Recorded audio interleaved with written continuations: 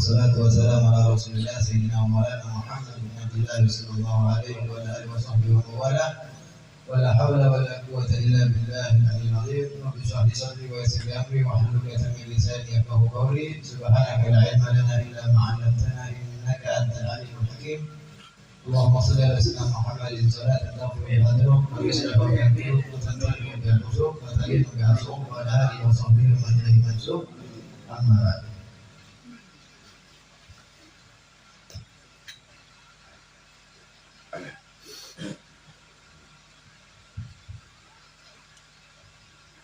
Para jamaah yang dirahmati Allah Subhanahu wa taala, pada pertemuan yang sebelumnya kita masih membahas tentang Bismillahirrahmanirrahim.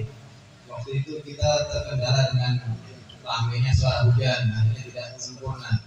Sekarang sedikit kita ulang, kita masih dalam pembahasan tentang Bismillahirrahmanirrahim. Kemarin disebutkan kenapa musannif atau sang pengarang kitab memulai kitabnya dengan Bismillahirrahmanirrahim. Disebutkan di sini tidak bil kitabil aziz, karena mencontoh daripada kitab yang mulia, kitab yang suci, yaitu Al-Qur'anul Karim. Di mana Al-Qur'an awal kalimatnya adalah Bismillahirrahmanirrahim. Itu yang pertama. Alasan yang kedua, wa amalan bil khabarin, mengamalkan dengan satu kabar berita atau hadis yang disampaikan oleh Nabi Muhammad SAW. Kullu amrin dzibalin nalibdahu fihi bismillahirrahmanirrahim fahuwa afdal.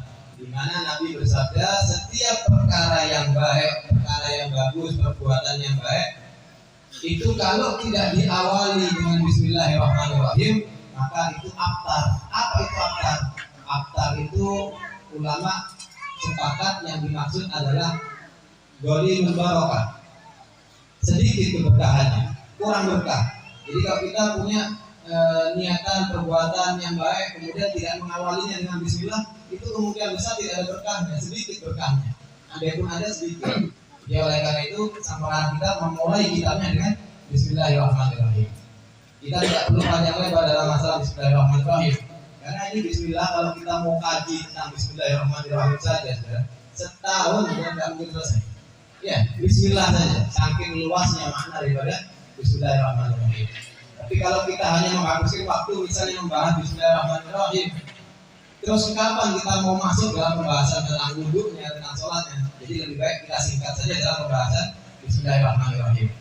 Intinya Bismillahirrahmanirrahim di sini disebutkan Bismillahirrahmanirrahim itu Bismi artinya dengan menyebut nama Bismillah, dengan menyebut nama Allah Ar-Rahman, yaitu yang bersifat Rahman. Kalau di Indonesia kan Maha Pengasih, ya. Kemudian Ar-Rahim, yang Maha Penyayang. Sebetulnya kasih dan sayang itu maknanya nggak jauh beda, sama. Kan gitu? Kasih dan sayang maknanya tidak jauh beda. Nah, tapi di sini kenapa disebutkan Allah memiliki sifat Ar-Rahman dan Ar-Rahim? Nah, kalau Ar-Rahman itu disebutkan oleh para ulama bahwasanya Ar-Rahman itu lebih umum. Karena kalau hurufnya lebih banyak, kata para ulama, hurufnya lebih banyak, berarti itu lebih umum sifatnya. Coba dihitung, Ar-Rahman sekarang meliputi daripada Ro, kemudian Ha, Mim, Alif, Nun. Ada lima huruf, ya. Ar-Rahman ada iyanya, Ro, Ha, Mim, Alif, Nun, Rahman, ya. Kemudian Ar-Rahim, Ro, Ha, Ya, Mim, 4. Kalau Ar-Rahman ada 5 huruf, kalau Ar-Rahim 4 huruf. Nah, di situ menunjukkan bahwasanya ada perbedaan makna. Kalau Ar-Rahman itu adalah sifat Allah yang Maha Penyayang, yang mana kasih sayangnya itu diberikan untuk semua makhluk. Semua makhluk tanpa terkecuali. Contoh, saya kasih contoh ini supaya kita paham. Contoh misalnya sesuatu yang untuk umum, rezeki contohnya. Rezeki ini saudara-saudara, rezeki ini baik orang yang beriman ataupun orang yang tidak beriman, orang yang ahli ibadah, orang yang tidak ahli ibadah, orang yang ahli maksiat, binatang, orang kafir, semuanya dapat. Ini termasuk daripada sifat Allah Ar-Rahman. Semuanya mendapatkan rezeki.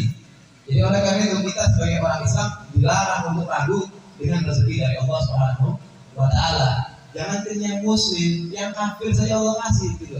Paham ya? Yang kafir saja dikasih. Kadang maling dia mencuri gitu. Tapi itu rezeki dia. Loh, tapi itu dia itu rezeki itu tidak mesti halal. Haram juga rezeki.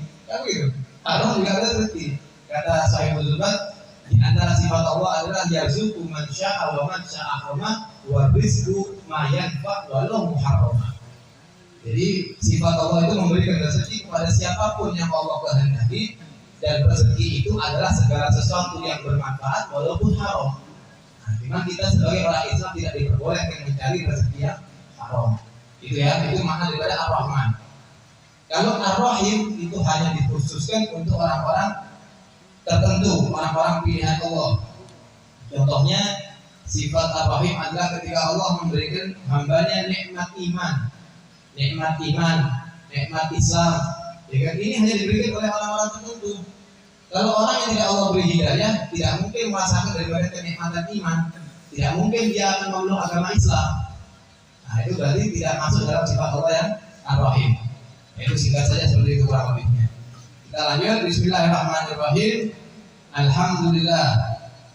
Nah, kemarin juga kita bahas hukum-hukum tentang membaca Bismillahirrahmanirrahim. Ingat ya, ada kalanya Bismillah itu wajib, ada kalanya baca Bismillah itu sunnah, ada kalanya makruh, ada kalanya mubah, ada kalanya haram. Itu mungkin sudah menjadi pembahasan di pertemuan yang sebelumnya.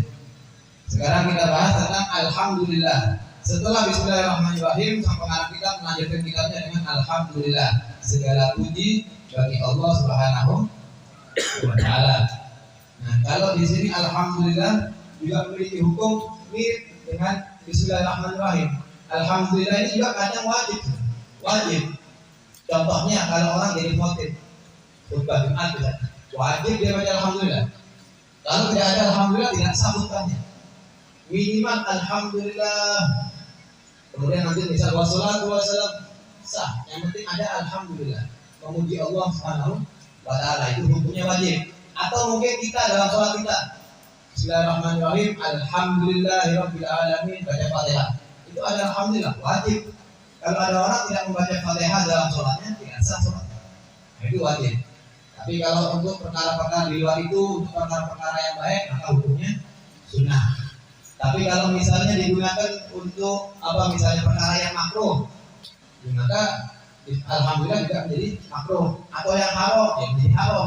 Ada orang mabuk misalnya, selesai mabuk ditaruh gelasnya Alhamdulillah, haram. Bukan bersyukur, haram malahan. Itu contoh itu contoh. Jadi hukum tergantung daripada keadaannya. Kemudian Alhamdulillahi, segala puji bagi Allah alladzi, yaitu yang mana Allah Subhanahu wa Ta'ala faradha alaina, telah mewajibkan bagi kita semuanya apa itu ta'alluma, belajar syara'i Islam, syariat-syariat Islam. Nah, jadi Allah mewajibkan. Jadi jangan sampai punya pemikiran bahwasanya menuntut ilmu itu bukan kewajiban. Salah. Orang mencari ilmu itu wajib. Ya, wajib. Tidak betul kalau ada yang mengatakan, "Oh, saya ini cukup nanti kalau perlu nanya." Kalau enggak, wajib kita belajar. Wajib belajar. Jangan sampai misalnya nanti ketika kita sholat tidak tahu apa saja yang diwajibkan di dalam sholat.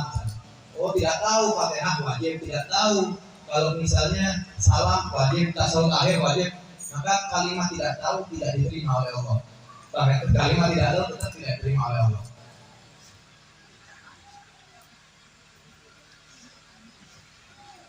Wa ma'rifata sahihil mu'amalati wa fasidiha. Kemudian Allah juga mewajibkan kepada kita untuk belajar cara mengetahui bagaimana tata cara kita bermuamalah.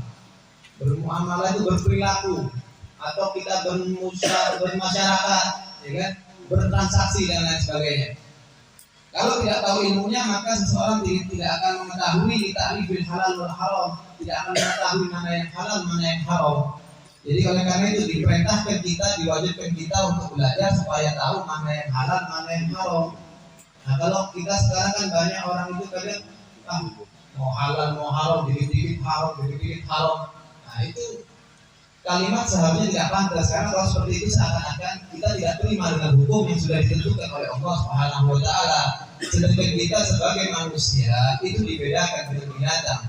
Kalau binatang, misal contoh monyet, kera. Ya, kera itu dia mau makan halal, mau makan haram, dia terserah dia. Tapi kita sebagai manusia, sebaik-baiknya makhluk, dibedakan oleh Allah. Jangan makan yang haram, pilih yang halal supaya ada perbedaan dengan binatang. Paham ya? Jadi kalau kita samakan semua yang haram disikat semua, tidak ada bedanya hanya dengan binatang. Nah itu permasalahannya di situ. Jadi itulah pentingnya kita mengetahui ilmu agama. Dan Allah juga Subhanahu wa taala berfirman dalam Al-Qur'an, "Qul hal yastawi alladziina ya'lamuna wal ladziina la ya'lamun." Sampaikan wahai Nabi, tanyakan, apakah sama orang yang mengetahui ilmu dan orang yang tidak punya ilmu? Tidak akan sama, bukan? Ini orang berilmu dan orang tidak akan sama. Jadi oleh karena itu majelis yang mengajarkan ilmu itu adalah majelis yang paling afdal. Oh, Habib ini ada majelis sholawatan. Oh, ini Habib majelis shotiban. Habib ini majelis yasinan. Habib ini majelis tahlilan. Semua majelis kalah dengan majelis yang mengajarkan ilmu. Betul. Jadi majelis yang sudah mengajarkan itu sudah majelis paling afdal. Majelis paling afdal adalah majelis yang mengajarkan ilmu agama. Nah, lanjut. Kenapa Allah perintahkan kita semua untuk mempelajari ilmu agama? Tadi disebutkan untuk mengetahui halal dan haram. Wa ja'ala ma la man 'alima dzalik wa 'amila bihi al-khuluda fi daris salam. Dan tujuannya untuk menjadikan kita umat Islam yang mengetahui ilmu-ilmu tersebut, ilmu-ilmu agama, dan mengamalkannya al-khulud fi daris salam, kekal di dalam surganya Allah.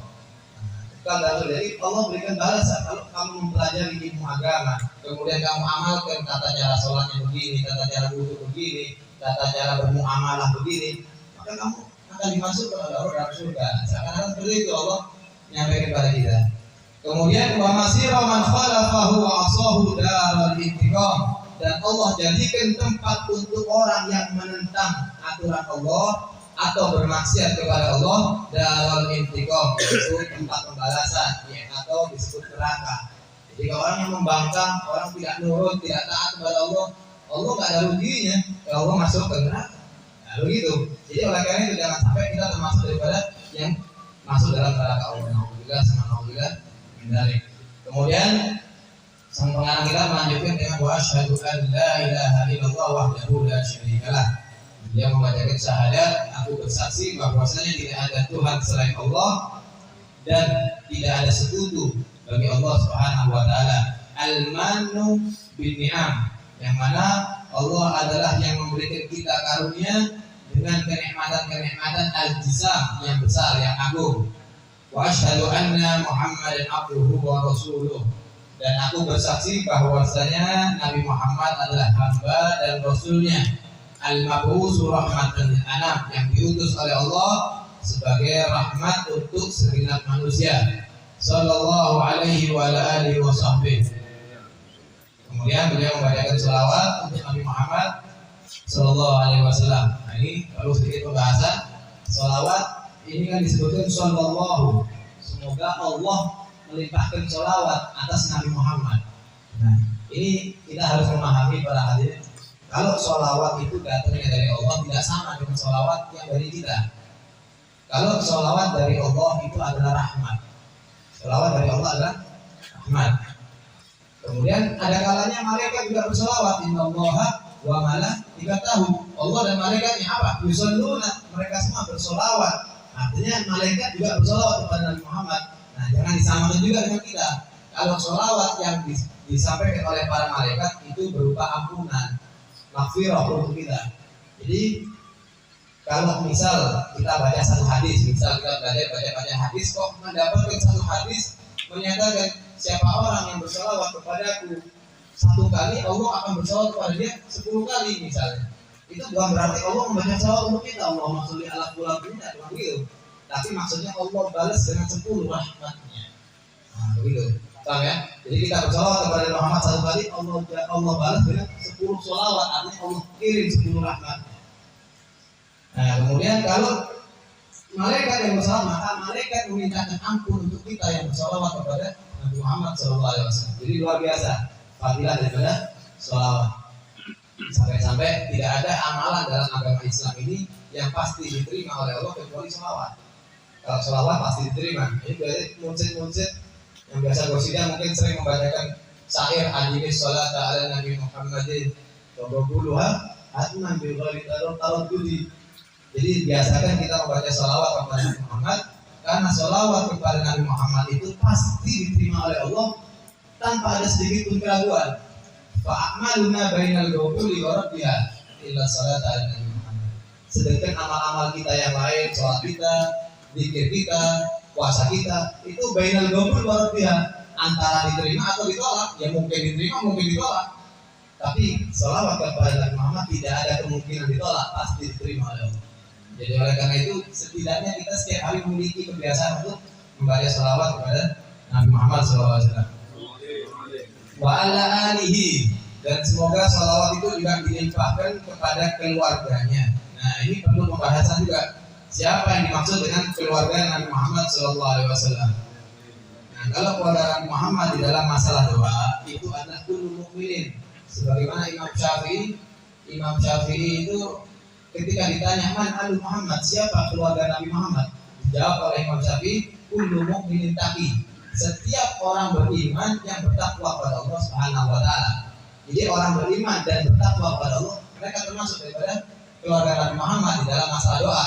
Jadi ketika disampaikan sholawat kepada Nabi Muhammad serta doa serta keluarganya, berarti kita semua yang beriman dan bertakwa kepada Allah termasuk di situ.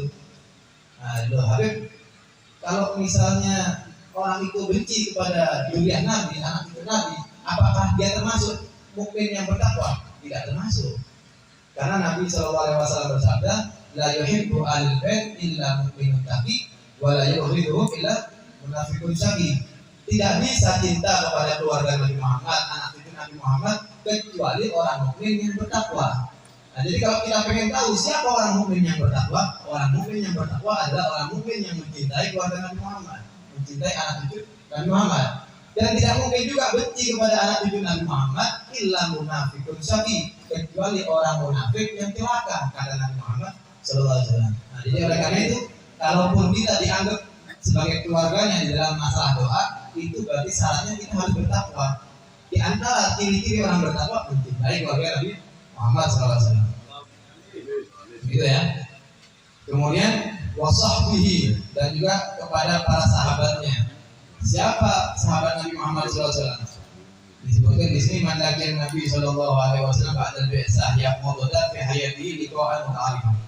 Orang yang berjumpa dengan Nabi Muhammad SAW setelah Nabi diutus menjadi Rasul. Ya? Orang yang bertemu dengan Nabi setelah Nabi diutus menjadi Rasul secara nyata, bukan dalam mimpi.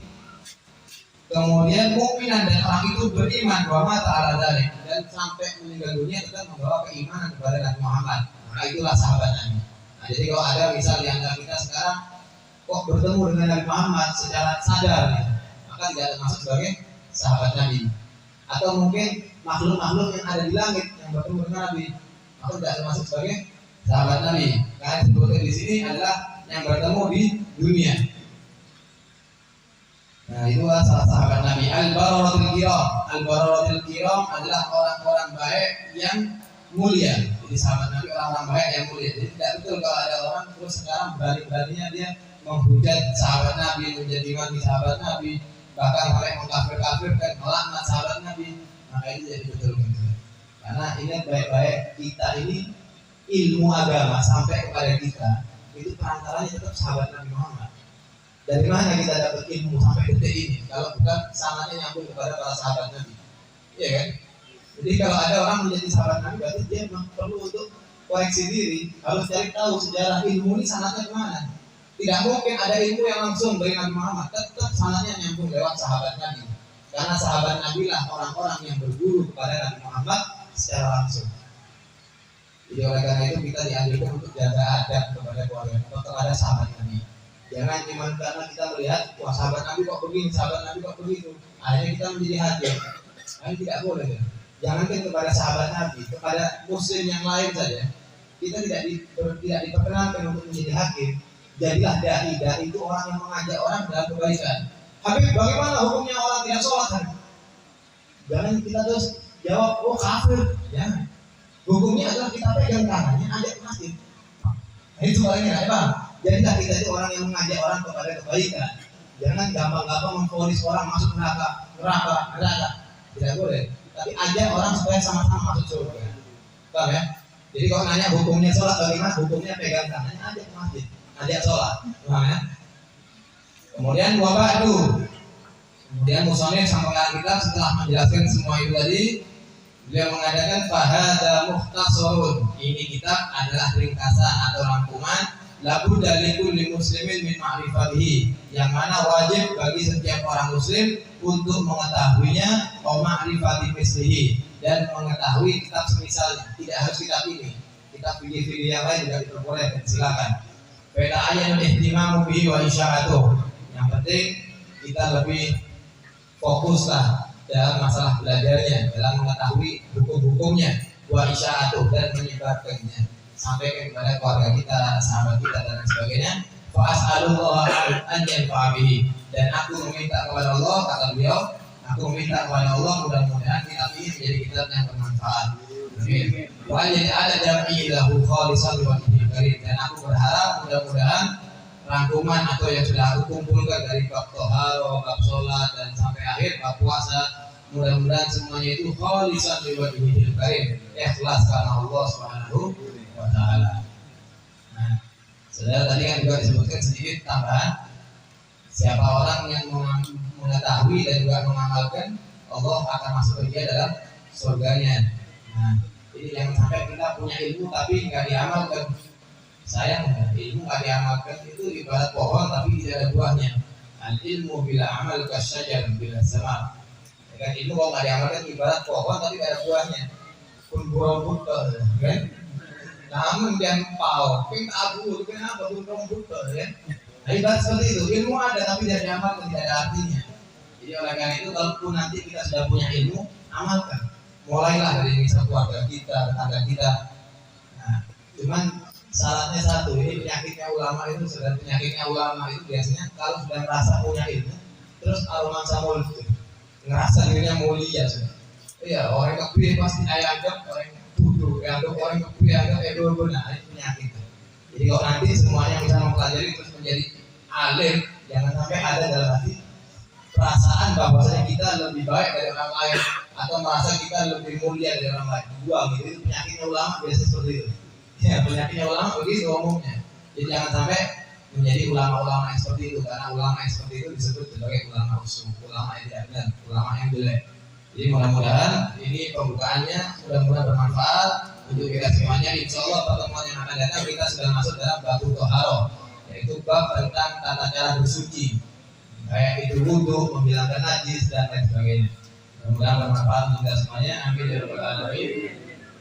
Ya Rabbana tarafna bi annaka tarafna wa annana asrafna ala radha asrafna وتب علينا توبة تغسل كل حبة واستر لنا عوراتي وآمن رواتي واغفر لوالدينا ربي ومولودينا والأهل والإخوان وسائر الخلان وكل ذي محبة أو جيرة أو صحبة والمسلمين أجمعين ربي أسمع فضلا وجودا منا لا باكتساب منا بالمصطفى الرسول نهضى بكل سول صلى وسلم ربي عليه عدد الحق وآله وصحبه عدد قص صحبه والحمد لله في الفتح والتناهي وبارك الله. Bismillahirrahmanirrahim. Alhamdulillahirabbil alamin. Allahumma shalli wa sallim ala sayyidina Muhammad wa ala sayyidina Muhammad. Wa lamma nadama fikum min darawi awsaf Muhammadin shuhuda kama yahtillahu mutawassilan bi sayyidi wa habibi Muhammadin sallallahu alaihi wasallam ajal sahibi mashkuran wa fi'li fihi mahmuda wa yaktub amali fil amali maqbula wa tadhi fi wajhatil khalisati wa silatil mawsula. Allahumma ya man ilayhi tatawajjahu al-amalu fata'udhu al-ghafira wa ala babi izzati fa'atu bihal fatashami والفيوضات الغامرة نتوجه إليك أشرف الوسائل لديك سيد المرسلين عبدك الصادق الأمين سيدنا محمد الذي عمت رسالته العالمين أن تصلي وتسلم على تلك الذات الكاملة مستودع أمانتك وحفيظ سرك وحامل راية دعوتك الشاملة النبي الأكبر المحبوب لك المخصص في الشرف والأخبار في كل موطن من مواطن القلب ومنهى الواشي من بيتك في عبادك وسكرتك وسالك وإرشادك لأهل بلادك سيد الكونين وأشرف الثقلين عبد المحبوب الخالص المخصوص منك بأجل الخصائص اللهم صل وسلم عليه وعلى آله وأصحابه وعلى حضرة كرامه من أحبابه اللهم إنا نقدم إليك جاه هذا النبي الكريم ونتوسل إليك بشرف مقامه العظيم أن تلاحظنا في حركاتنا وسكناتنا بعين عنايتك وأن تحفظنا بجامع الفين وتكلفاتنا بجميل رعايتك وحصين بقايتك وأن تبلغنا من شر الحب إليك وإلى هذا الحبيب غاية آمالنا وتتقبل منا ما تحرم فيه من نياتنا وأعمالنا وتجعلنا في حضرة هذا الحبيب من الحاضرين وفي طرائق اتباعه من السالكين ولحقك وحقه من المعدين ولعهدك من الحافظين اللهم إنا لنا أطمعا في رحمتك الخاصة فلا تخبنا ودنونا جميلة هي وسيلتنا إليك فلا تخيبنا آمنا بك وبرسولك وما جاء به من الدين وتوجهنا به إليك مستسلمين أن تقابل المذنب منا